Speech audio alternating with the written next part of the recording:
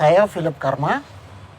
Saya karena menyuarakan hak rakyat Papua untuk merdeka, di mana selama dijajah Indonesia kami mendapat perlakuan yang rasis, diskriminatif, dan juga banyak pembunuhan.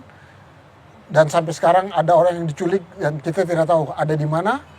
Jadi untuk itu saya bersuara untuk orang Papua. Tapi karena saya berjuang dengan damai menyuarakan penderitaan orang Papua, saya ditangkap dan dipenjarakan selama 15 tahun. Jadi divonis penjara itu 15 tahun. Dan pernah ditawarkan gerasi oleh Menteri Hukum HAM zamannya Pak SBY, saya menolak itu. Karena kalau saya menerima gerasi berarti saya mengakui bahwa saya salah. Nah, ini negara demokrasi. Berarti kalau kita hanya berbicara secara damai, tidak membuat kerusuhan, sebenarnya itu wajar-wajar saja, sah-sah saja. Tetapi untuk hal yang damai ini saya dihukum 15 tahun. Makanya saya menolak gerasi, juga remisi yang diberikan. Zamannya Pak Jokowi ditawarkan gerasi lagi, saya menolak itu. Amnesti pun saya tolak. Saya katakan kalau mau dikeluarkan ya keluarkanlah. Pemerintah menyatakan menyesal bahwa salah menangkap saya dan harus membebaskan saya. Tetapi yang terjadi malah saya dipaksa keluar di eranya Pak Jokowi.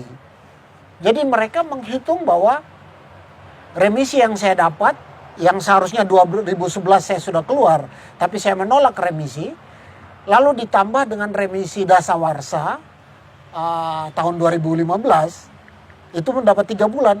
Dengan itu saya dipaksa keluar dan saya menolak itu. Karena saya merasa loh saya tidak salah. Dalam sebuah negara demokrasi itu sah-sah saja.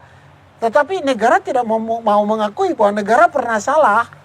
Tetap warganya yang tetap disalahkan, rakyatnya yang disalahkan. Jadi sama kasus saya juga, meskipun saya tidak salah, saya tetap diposisikan di tempat bersalah dan dibebaskan. Tapi untuk itu saya tetap tidak terima.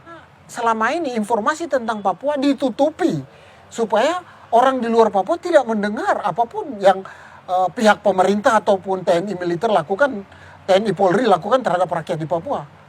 Oleh sebab itu kalau wartawan tidak bisa ke sana, saya lah yang datang ke Jakarta untuk memberitahukan itu sama teman-teman rakyat Indonesia. Begini loh perlakuan dari Anda, pemerintah Anda terhadap kami rakyat Papua. Supaya teman-teman di Jakarta mengerti. Karena saya percaya banyak orang di Indonesia punya hati nurani.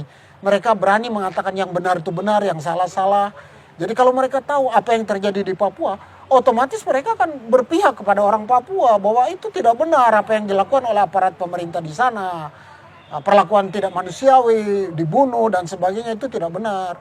Orang bersalah harus ditangkap, diproses lewat pengadilan.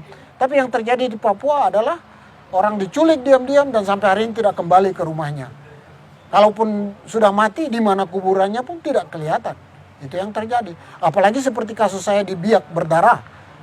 Kami dibantai dan sampai sekarang orang-orang yang ditangkap dimutilasi di atas kapal angkatan laut, 2 kapal angkatan laut. Itu tidak jelas sampai hari ini. Ditemukan jenazah tapi tidak tahu namanya siapa. Jadi dikenal dengan pusara tanpa nama dan nama tanpa pusara. Jadi ada korbannya tapi kita tahu orang ini hilang tapi pusaranya di mana tidak ketahuan. Atau ada korban tapi kita tidak kenal itu siapa sehingga pusaranya tak bernama begitu.